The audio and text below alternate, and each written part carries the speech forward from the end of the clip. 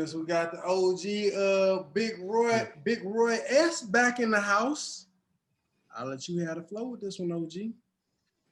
Yeah, man. So I was on Netflix and I seen it on there and whatnot. And I was like, dang, they got Chappelle show on Netflix now, whatever.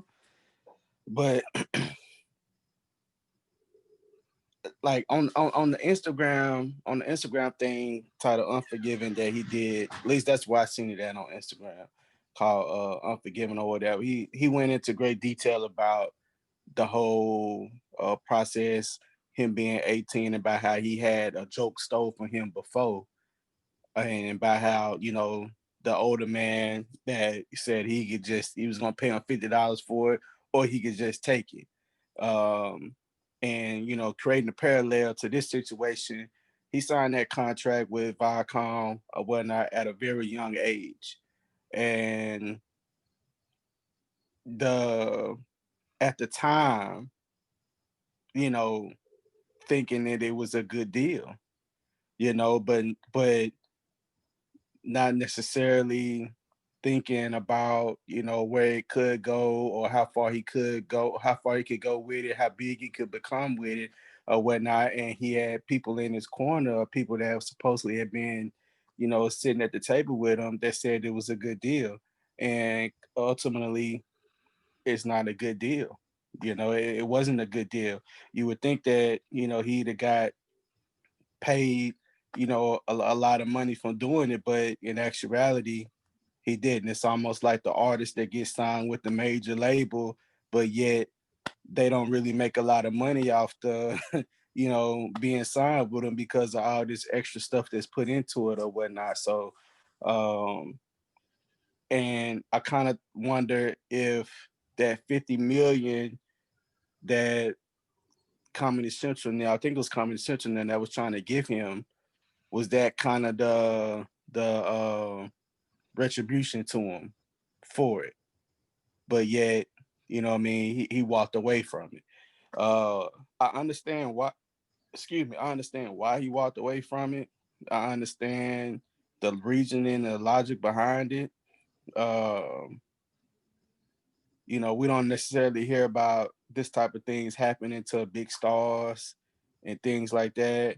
But this just goes to show you that, no matter who you are, where you come from, you know what I mean, you can basically get got by the system, or by the people surrounding you, that's telling you to do this and do that or whatever, and your advisors and things like that. And ultimately you always gotta bet on yourself, and the independent route is the route to be nowadays.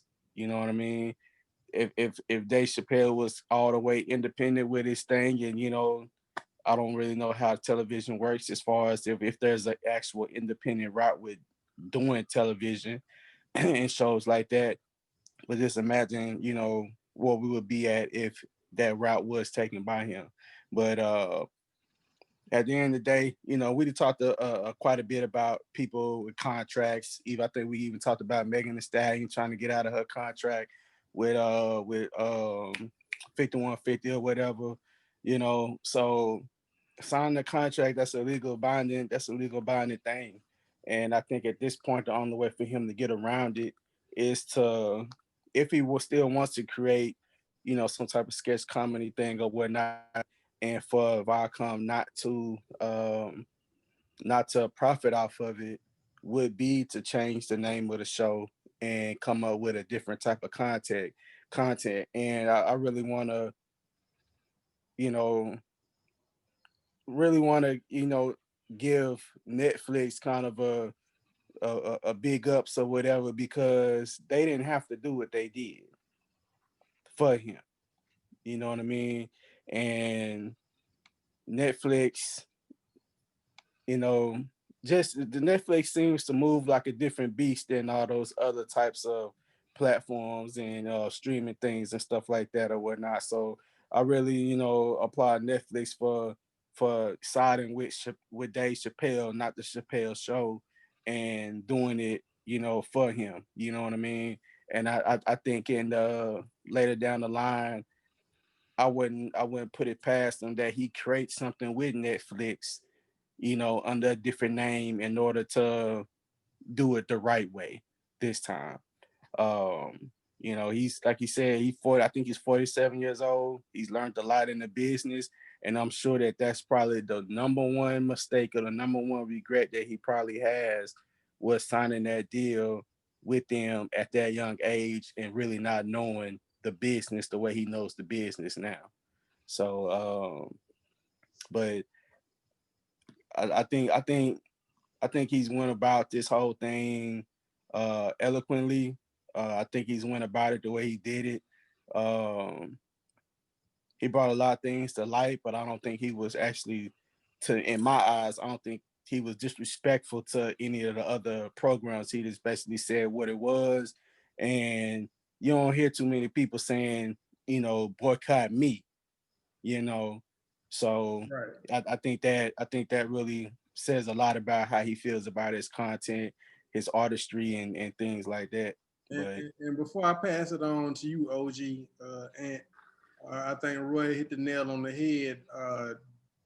Dave definitely said he's not saying don't boycott HBO itself mm-hmm, as the vehicle, but boycott me and boycott my content and boycott my product in Chappelle Show. If HBO is showing you other content, continue to watch that content.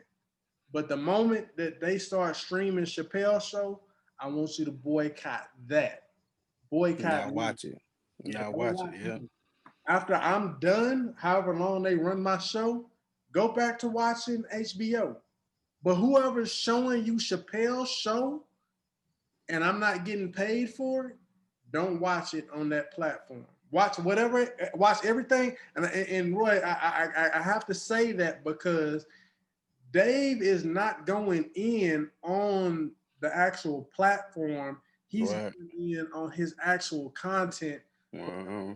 the originators who fucked him over. I don't want to say fucked him over because he admitted to himself that he signed the contract.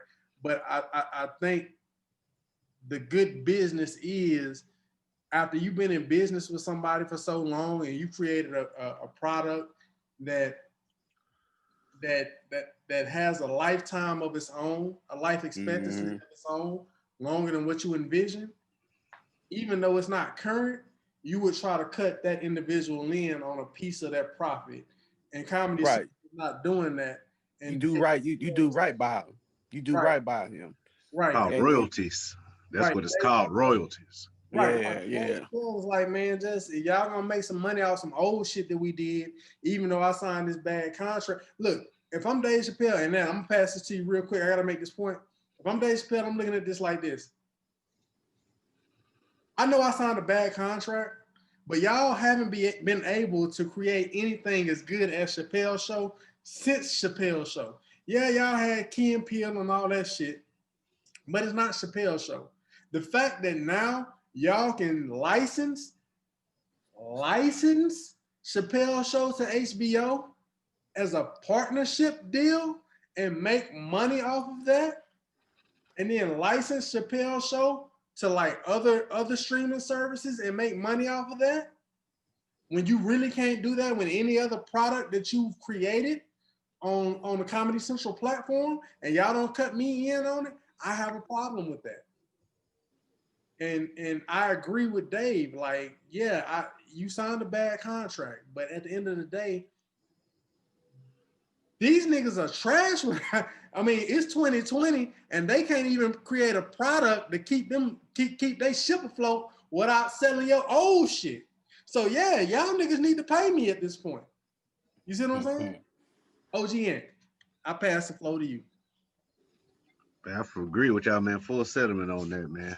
And like I said, it's royalties too. Like I say, I understand that a little bit more in music, how royalties roll than it does TV shows, but it should ideally work the same. And like you said, it was a bad contract. That's why I keep pushing hard. And it's been about what? About 3 weeks straight, Chris. I've been on your ass behind reading shit, right? So people out there, man, if you start if, Interpretation, nigga. It ain't reading. Yeah, reading. Hey, That for y'all, includes interpretation, which I got going on. If I put some lawyers, hey, look, hold Ed, on, if Ed. I put some lawyers on that shit, Hey, and they can poke holes through that motherfucker, I was right. Hold on a sec. Hey, for those of y'all who just watching this show for the first time, y'all need to go back to like, what was that, like episode 8 or something? It's like two episodes ago. Last week, about 3 episodes ago. I'm talking about even the platinum plan thing we talked about that time. Yeah, the platinum plan. Yeah, that's around like 8. Eating that ass would agree with me. That was about 8. That was about 8. Light skin, dark skin shit on that motherfucker.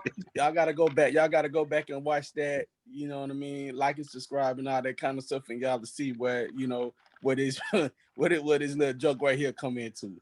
But yeah, you gotta read, man. So please read and understand. If anybody out there is in the industry, we know a lot of talented people that's out there doing their things, doing some come ups on their own, and they get to the point of expanding. And like I say, pay attention to what you're doing. Pay attention to read what you are signing. That is the key thing that kind of got Chappelle. Now, it's a whole other thing. Questions. Yeah, ask questions. Don't be sit there and be afraid. You understand what this little verb say? Don't let them just blah. That just mean yada yada yada. No. Get legit understanding, comprehension of what's going on. And it's also another thing to understand a first season contract with an episode. They're basically taking a gamble. So that contract may be some old BS contract. I get that, but still ask the questions, find out what's going on with it. And it just so happened with the contract he had, where the show that he produced through that trifling ass contract is a pretty fucking classic show. Like Chris said, you couldn't even do none. Only thing to come close to that Common Central credit was what, Reno 911. Nobody watched that shit no more. All right. I still catch it every now and then. I ain't gonna lie to you. I take a glance at that little the dude with the little boy shorts, funny as hell. But other way. But seeing the success of this, you should think of. Go ahead. I'm gonna give it back to you real quick. But since you mentioned Reno 911 and Comedy Central, it's two different things, right? And it's a reason why Chappelle's show lasts the test of time by comparison to Reno 911. Reno 911 was funny as fuck. It really was. But when you look at Chappelle's show was funny as fuck, but it made you think about social issues. Not only it really made you think. Like, the shit made you laugh, but it made you think. When you stopped laughing, it made you think. Reno 911 couldn't do that. That's a fact. And also, too, you got to think about it. The reason why he left behind creative differences is because if you notice a thing about Comedy Central, they try to bring all these comedians that they have on there. They try to bring them all in as writers and shows. Chappelle did that Chappelle show with him. You got Charlie Murphy for input. He got his own team of input. So the differences was, you ain't gonna sit here and have KMP come and write jokes for me on my damn show type shit. You know what I'm saying? I kind of get where Comedy Central was kind of going with it, like, hey, one in the fold, y'all in the fold type of deal. But all shows wasn't cut like that. Everything ain't made like that. So therefore, this is my shit. Let me do my shit. That made them go away from the 50 mil. And another prime example of how you seen how that was done with Comedy Central and the Boondocks. Actually, this is a Cartoon Network and our Adult Swim, whatever the fuck this one is. How they came around with the Boondocks.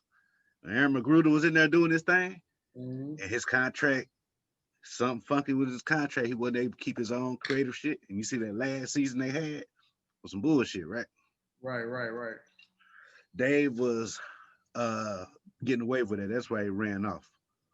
But to bring it all back, though, I am with him 200% on, hey, if y'all fuck with my show, I fuck with it. And another thing, too, that y'all said, both y'all said key points were Netflix is Netflix is Netflix. They do what the fuck Netflix want to do, and I applaud them for taking the show off on GP. You know what I'm saying? And my last little piece of thoughts on that statement is I understand every show, business is gonna be business. Business has to be business.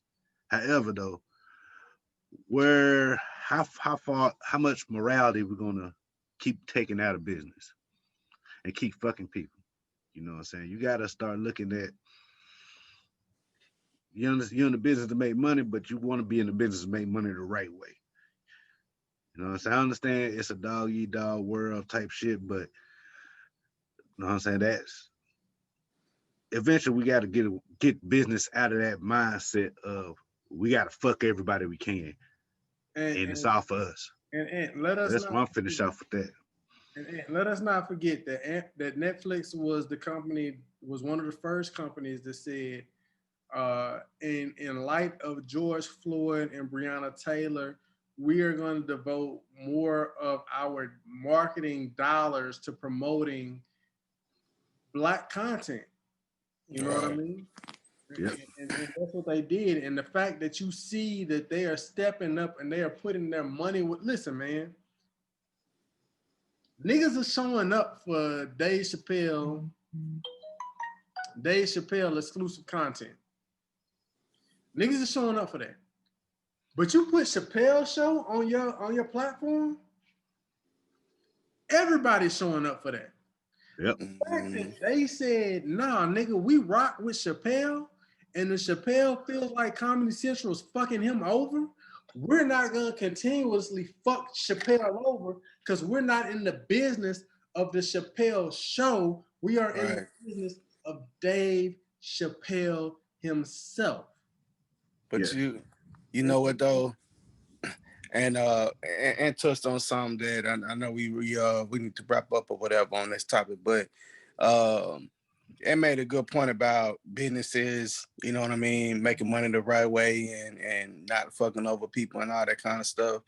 But at the end of the day, at this point, and it's the times that we in or whatever, like that's not the way businesses move. Businesses don't move off of the developed business relationships and things like that, because it's all about what you've done for me lately, the here and now, and you know what, somebody else gonna come in, they gonna sign another bad deal or whatever, and you know what I mean, it's gonna be whatever, we gonna get our money, you know. And just the greediness and the greediness of the big businesses and things like that or whatnot, all that comes to the foresight, comes to the play or whatever when it comes to it. And you know, I fully understand what they start talking about, like, yeah, I signed the contract, but is it right? Of Right. course it's not right. They know it's not right. They know it's not right, but because they're the business and they can legally hold you to something, that's what they gonna do, because they eating off of Chappelle's show. Been eating off of Chappelle's show for a long time. So they not finna get that up. You know what I mean? And they don't care, they don't care about the business relationship with Dave Chappelle. And what it seems to me is, and this is why I say, I think that in the near future, in the near future, there will be some type of sketch comedy type thing done with Netflix, is because Netflix seems like they're not following the same mold as those other big businesses, television companies, streaming companies. They're doing their own thing and they're doing right by people. So they are in the business of developing business relationships. And I think that first started with him signing the deal with Netflix to do those comedy specials. I think that was the beginning of the business relationship.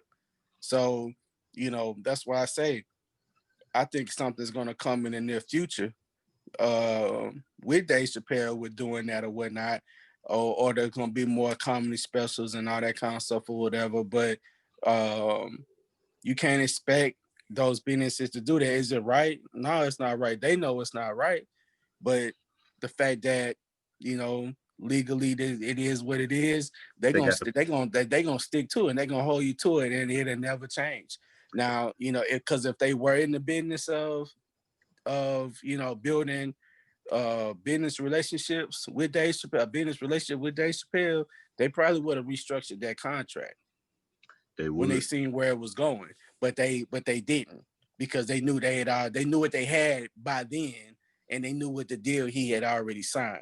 So like I said, I'll say this: I think Netflix have definitely cornered the market in terms of online streaming services for content, original content. I'm not saying that they don't have competitors, because Amazon Prime is doing a damn good job. Hulu is doing a damn good job. But Netflix has done a damn good job of creating, as you stated, Roy, relationships with content creators, and not just relationships. They the plank owners. Netflix is the plank owners. Right. But the whole streaming thing. Right. But I'm saying not just relationship with content creators, but relationships with content creators who have an established base and platform like Dave Chappelle. Like, you couldn't do this deal with Dave Chappelle if this was Dave Chappelle of 1998, right, Ant? Thanks. Like, you could only do this if this was post 2005 Dave Chappelle, after season 3 Dave Chappelle. Everybody is waiting to see and hear what Dave Chappelle has to say. I think Netflix has built a base of power for themselves. I think Dave Chappelle has built a base of power for himself, to where now they can come together, and now they can say, all right, we're going to fight this problem together. And whether or not Dave Chappelle gets paid by Comedy Central or not, they have established a precedence now to say, all right, content creators. Okay, Chris Rock. HBO done fucked you over. Come on over here. Come on over. Right. Yep. Come on over here to Netflix. You know what I'm saying? Adam Sandler. Showtime done fucked you over. Yo, Adam Sandler has put a couple of movies out on Netflix too. Netflix original movies. So all that stuff starting to make sense, man. It's starting to make sense. Right. So they the forefronts, man. What of the good business of the streaming era? Because you realize Netflix don't got no fucking commercials popping off. They ain't got to support them people. They ain't got to appease nobody except their viewers. Mm-hmm.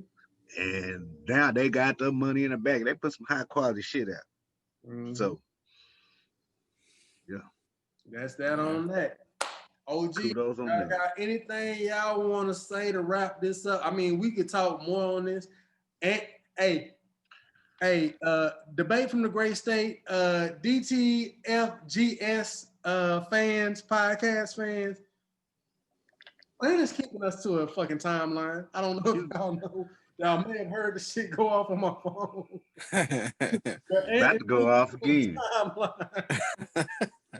And it's keeping us on a timeline. So it's time for us to move on to the next topic. But OGs, y'all got, and we could talk about this all day. We'll probably come back to this later. But y'all got anything y'all want to close this out with? Hey, I'm working on y'all Netflix. I'm working on my producing. So if you need your boy, holler at your boy. As soon as I get these motherfuckers on time, call your boy. You see it's getting better, though. You see it's getting better. We want to check Netflix. Hey. Debate from the great state want to check. Matter of fact, open up a pod streaming services. Netflix. Bro. First ones. We be on it. Netflix. What old girl say? What you gonna do there, Louis? We be here every week, Louis. Hey, but the only thing I gotta say here, like, you gotta read your contracts and you gotta ask questions when it comes to your contracts. Like, I can't say it enough. Even when I be doggone sitting in the finance office, whether or not I'm getting another car or buying a house or a crib or something like that, and it's some shit that I don't understand, or some verbiage that I ain't never seen before, I'm asking questions because I ain't trying to get caught up in nothing. I ain't trying to get held down, you know what I mean? No loopholes for getting out of some shit or whatever. Like even when it comes to homeowners insurance, all that kind of stuff, like home warranty and stuff like I'm asking questions. So you have to read your contracts. Don't just skim over that shit. Take your time, look over it, make sure, you know what I mean, if you got somebody else looking over it, make sure they know what they talking about. You know what I mean?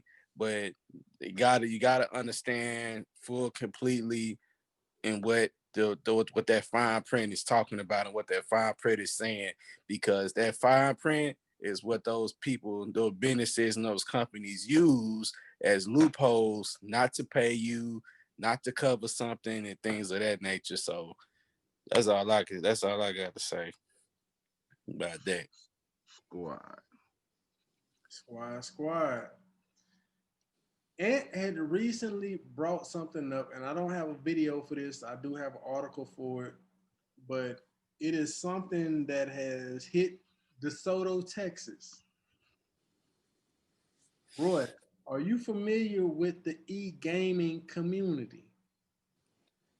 A little bit, a little bit. I've been seeing a lot of stuff on my Facebook stream, maybe on my Facebook timeline of people playing video games and all that kind of stuff. It's one chick